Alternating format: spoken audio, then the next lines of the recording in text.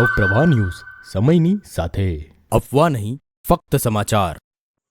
નમસ્કાર, નવપ્રવાહ ગુજરાતી ન્યૂઝમાં આપનું હાર્દિક સ્વાગત છે।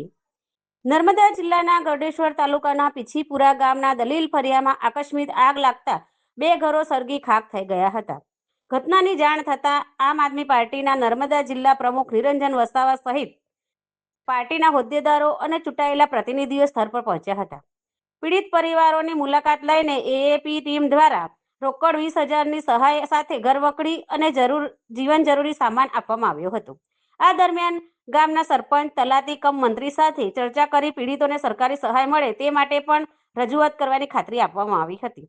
એએપીની ટીમ નેતા નિરંજન વસાવાએ જણાવ્યું હતું કે જિલ્લા અને તાલુકા કક્ષાએ વહીવટીતંત્ર સમક્ષ રજૂઆત કરી પીડિત પરિવારોને વહેલી તકે યોગ્ય સહાય અપાવવામાં પ્રયત્ન કરવામાં આવશે। આજ રોજ ગરડેશ્વર તાલુકાના દલેલપુર જે ફળિયું છે અને પીછીપુરા ગામની આજે ગઈકાલે દુઃખદ ઘટના થઈ। એમાં 2 ઘરો આકસ્મિક કારણોસર એ સળગી ગયા, જેમાં કમળીબેન પાંચિયાભાઈ તેમજ સુરેશભાઈ પાંચિયાભાઈનું જે ઘર હતું એ અહીંયા સળગ્યું છે। આજ રોજ અમારી ટીમ દ્વારા અમે મુલાકાત લીધી અને જે વહીવટીતંત્ર છે, તલાટી કમ મંત્રીશ્રી, સરપંચશ્રીને બોલાવી અને અમે વાતચીત કરી, જેમાં ગઈકાલે મામલતદાર સાહેબશ્રીને અને જે તે ડિપાર્ટમેન્ટને પણ એમણે તાત્કાલિક ધોરણે રજૂઆત કરી છે।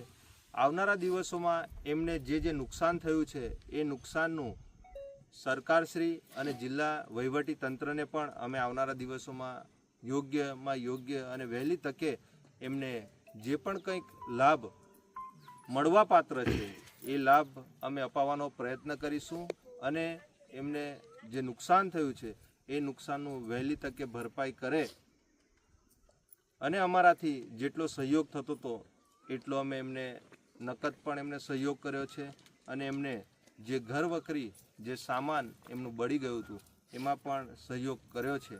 આવનારા દિવસોમાં વહીવટીતંત્રમાં વહેલામાં વહેલી તકે એમને યોગ્ય સહાય અને જે મળવાપાત્ર સહાય છે એ મળે એવી અમે જિલ્લા અને તાલુકા કક્ષાએ અમે યોગ્ય રજૂઆત કરીશું।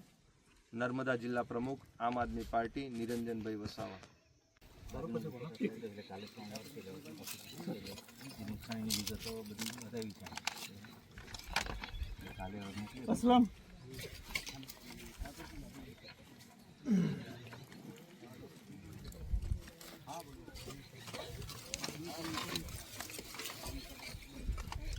આવાસ યોજનાનો લાભ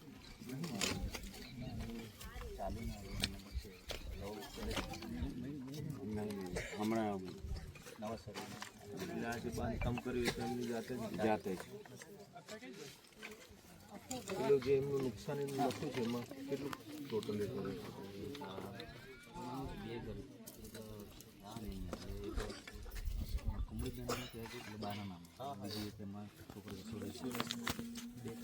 ઘર નંબર બંને અલગ 483 કમળીબેન અને પેલું 482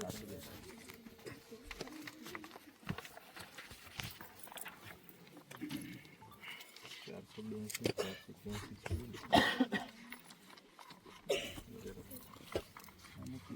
ડોક્યુમેન્ટ સર્વી